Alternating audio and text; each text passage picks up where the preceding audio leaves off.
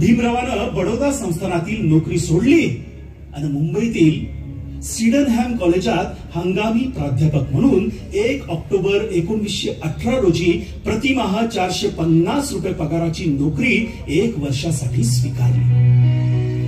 परंतु नोकरी करून सामाजिक कार्यासाठी भरपूर वेळ देण्याच्या अटीवरच एक यशस्वी प्राध्यापक म्हणून त्यांनी आपली कारकीर्द सुरू केली. एक अभ्यासू, व्यासंगी, विद्वान, प्रकांड पंडित म्हणून लवकरच ते विद्यार्थ्यात आणि शिक्षण क्षेत्रात नावलौकिकास आले. मात्र समाज जागृतीचा विलक्षण ध्यास त्यांना स्वस्थ बसू देत नव्हता. चळवळीला आता खऱ्या अर्थानं गती देण्यासाठी एक दिवस काही कार्यकर्त्यांना एकत्रित बोलावून ते चर्चा करू लागले.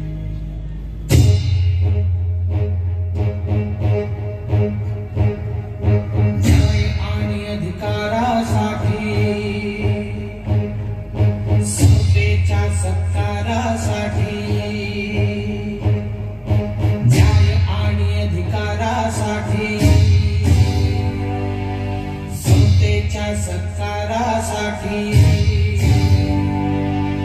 अन्यायाच्या छाताडावर चढला तो खानायावर लढला लढाई तो निर्णायक.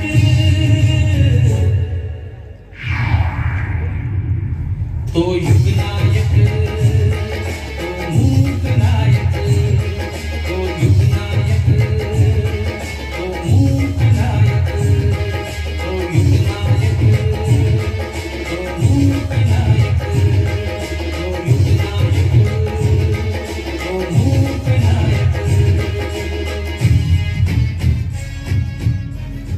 भीमराव आंबेडकर हे दिनांक 21 आणि 22 मार्च 1920 रोजी होणाऱ्या कोल्हापूर संस्थानातील माणगाव येथील बहिष्कृत वर्गाच्या परिषदेला गेले.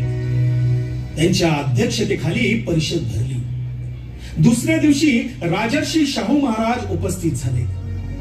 भीमराव आंबेडकरांच्या कार्याची त्यांनी खूप तोंड भरून स्तुती केली. त्यानंतर दिनांक 30 मे आणि 1 जून 1920 रोजी नागपूर इथं छत्रपती शाहू महाराजांच्या अध्यक्षतेखाली बहिष्कृत परिषदेचं अधिवेशन झालं होतं. तिथेही ते प्रामुख्यानं उपस्थित राहून अस्पृश्यांचे प्रश्न त्यांनी अत्यंत पोटतिडकीने मांडले. त्यांची भूमिका पाहून राजर्षी शाहू महाराज अत्यंत आनंदित झाले. आपले उर्वरित शिक्षण अर्धवट राहू नये म्हणून एक दिवस भीमराव आंबेडकर स्वतः राजर्षी शाहू महाराज यांची प्रत्यक्ष भेट घ्यायला कोल्हापूरला गेले.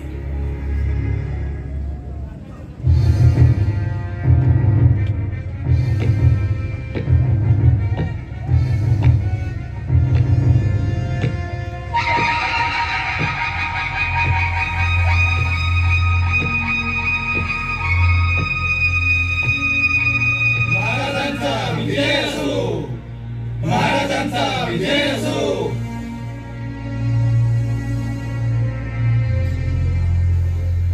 जोहार महाराज. बोल. महाराज, भीमराव आंबेडकर मुंबईवरून आलेत. ते आपणास भेटू इच्छितात. भीमराव आंबेडकर असे अचानक?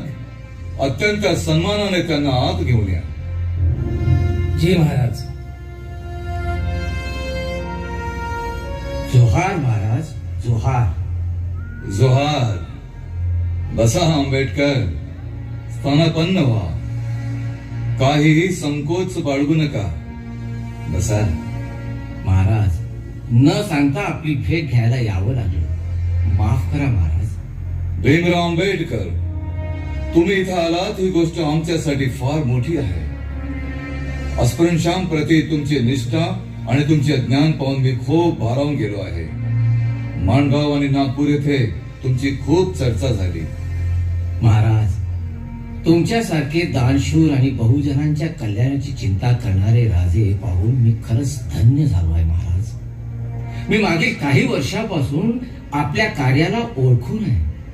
माणगाव आणि नागपूर परिषदेतील आपलं भाषण आणि शूद्र आणि अतिक्षुद्रांच्या कल्याणाची आपली चिंता पाहून मी स्वतः विलक्षण प्रभावित झालो आहे महाराज. भीमराव आंबेडकर, और रयतेच्या कल्याणासाठी काम करणे हे आमच्यासारख्या प्रत्येक राज्याचे कामच असते. होय, पण प्रत्येक राजा तुमच्यासारखा नसतो महाराज.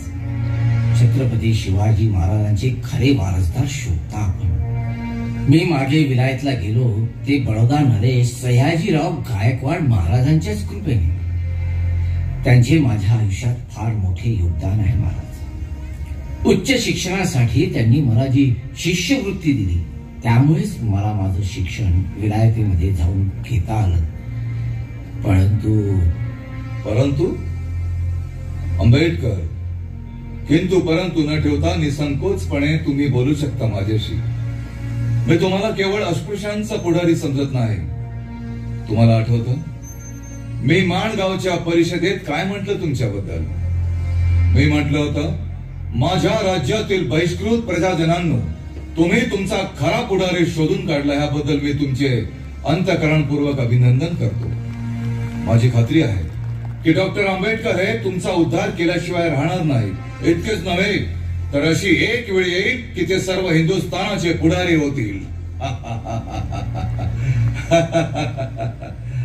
आंबेडकर, माझा तुमच्या कर्तृत्वावर खूप विश्वास आहे.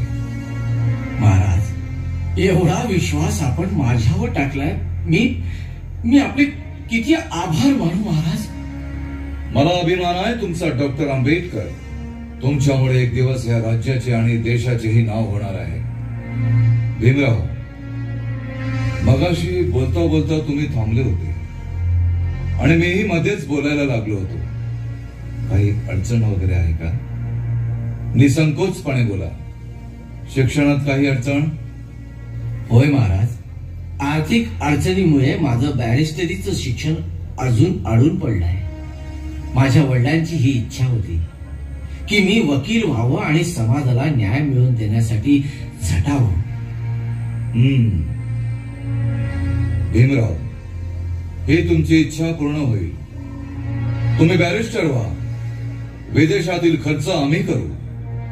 और राज्यात विद्वान माणसं असली तरच राज्याची भरभराट होईल की नाही? मला तुमच्या सारख्या ज्ञानी पंडितांचीच तर गरज आहे. धन्यवाद महाराज, धन्यवाद. बोला भीमराव, बिनधास्त बोला. तुमच्या चेहऱ्यावरून वाटतं तुम्हाला माझ्याशी काही बोलायचं आहे. महाराज, मी सतत अमेरिका लंडन वारी करत असल्यामुळे माझं घराकडे पूर्ण दुर्लक्ष होत आहे. एकीकडे शिक्षणाची ओढ आणि दुसरीकडे संसाराची कुथार. मी विदेशात गेलो तर माझा संसार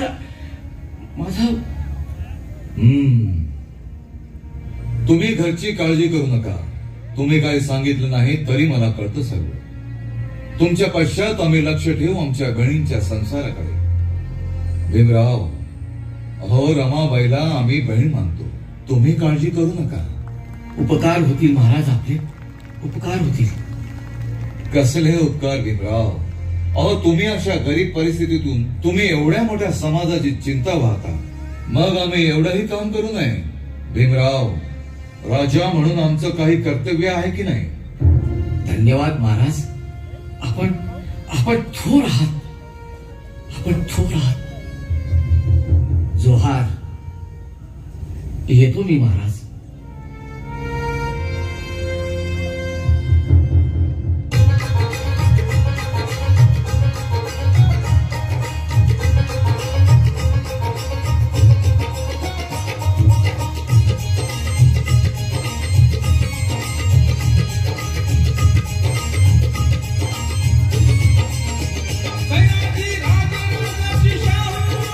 Oh